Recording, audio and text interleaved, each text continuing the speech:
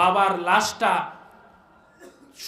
সমস্ত ভাই মিলে বাড়ির পাঁচতলা বাড়ির সবার নিচে রেখে দিয়েছে, তারা জমি নিয়ে উপরে মারামারি করতেছে।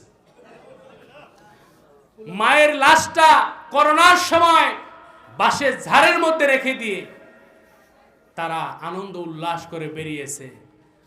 কিছু মানবতার ফেরিওয়ালারা তাদের কিনে। আমি মাদ্রাসার পাশাপাশি আরবি একটা সাবজেক্ট নিয়ে আমি বিশ্ববিদ্যালয়েও পড়াশোনা করি। আমাদের বিশ্ববিদ্যালয়ের ভাইয়ের একটা বড় ভাইয়ের গল্প শুনেছিলাম। সুন্দরী একটা মেয়েকে বিয়ে করে বাড়িতে নিয়ে যাওয়ার সঙ্গে সঙ্গে মায়ের হাতে তুলে দিল, মা এই যে সুন্দরী একটা মেয়ে আমি বিয়ে করেছি, আজকে থেকে সে আমাদের বাড়িতে থাকবে, আমার বউ।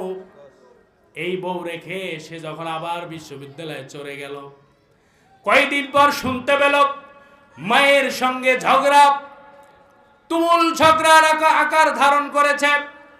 ওই ভাই বাড়িতে এসে মায়ের সঙ্গে ঝগড়া দেখে বউকে জিজ্ঞেস করার সঙ্গে সঙ্গে বউ বলতেছে, তোমার এই মূর্খ মায়ের সঙ্গে আমার বসবাস করা সম্ভব না, আমাকে আলাদা করে দিতে হবে, আমি আলাদা খাবো, আজকে থেকে আপনার মায়ের সঙ্গে আর আমি খাবো না। এই ভাই তার সুন্দরী বউয়ের মন রক্ষার্থে সংসার টিকানোর লক্ষ্যে আলাদা হয়ে গেল। কয়েকদিন পর আবার এসে দেখে বাড়িতে তুমুল ঝগড়া, ছোট্ট ছোট্ট বিষয় নিয়ে মায়ের সাথে তুমুল ঝগড়ায় লিপ্ত হয়ে যায়। বউ ডাক দিয়ে বললে, এই বাড়িতেই আমি থাকবো না, এই বাড়িতেই আর আমি থাকবো না, এই বাড়িতেই যদি আমাকে রাখো আমি আত্মহত্যা করব, এই বাড়িতে যদি আমাকে রাখো আমি আত্মহত্যা করব, তোমার সংসার করব না। স্বামী বলতেছে, সংসার করতে গেলে কি করতে হবে? বাস্তব জীবনের কথা বলতেছি ভাইয়েরা আমার। ওই স্বামী কথা রাখাতে স্ত্রী বলল, আমার বাবার বাড়িতে জায়গা আছে, ওখানে বাড়ি করব, ওইখানে সংসার করব, এই বাড়িতে আমরা থাকবো না। বিশ্ববিদ্যালয়ের ভাই আমার বউনি শ্বশুর বাড়িতে চলে গেল। শ্বশুর বাড়ির মানুষেরা কিছু টাকা পয়সা জোগাড় করে, তার কিছু জমানো টাকা একসঙ্গে করে তাকে বিদেশে পাঠিয়ে দিল। বিদেশে ইনকাম করে, হাড় ভাঙা পরিশ্রম করে, আর বাড়িতে স্ত্রীর অ্যাকাউন্টে টাকা পাঠিয়ে দেয়।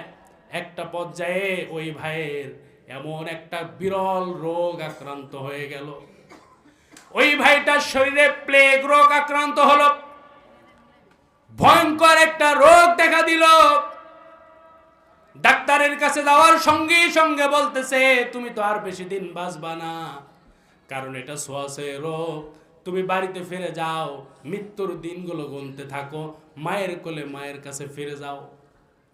এই সংবাদ শোনার সঙ্গে সঙ্গে বিশ্ববিদ্যালয়ের বড় ভাই বাড়িতে এসে তার রুমে এসে একটা চিঠি লিখলো বউয়ের কাছে, যে প্রাণপ্রিয় স্ত্রী, আমার তো প্লেগ রোগ ধরা পড়েছে, আগামী মাসে আমি বাড়িতে আসতেছি, এই দেশে আর আমাকে থাকতে দিবে না, সুতরাং আগামী মাসে এয়ারপোর্টে আসিও, অমুক দিন আমি বাড়িতে চলে যাব, তোমরা আমাকে রিসিভ করতে আসিও। প্রিয় ভাইরা আমার, কয়েকদিন পরে চিঠির উত্তরে গেল যে তুমি যেহেতু চলেই আসবা, আমার জন্য গহনা আনিও, সোনা আনিও, আমার জন্য ভালো ভালো শাড়ি আনিও। শাশুড়ি লিখেছে, বাবা আমার জন্য ভালো একটা শাড়ি আনিও। শ্বশুর লিখে দিয়েছে, আমার জন্য একটা চাদর আনিও। এই চিঠির উত্তর পেয়ে ওই যুবক ভাইটা হাউমাউ করে কান্নাকাটি শুরু করে দিল। হাউমাউ করে কাঁদে, হারে আমার রোগ হয়েছে, আমি কেমন আছি কেউ জিজ্ঞেস করলো না, সবাই আমার কাছে জিনিস চায়। সে রাগে ক্ষোভে মন থেকে একটা চিঠি মা বাবার নামে লিখলো।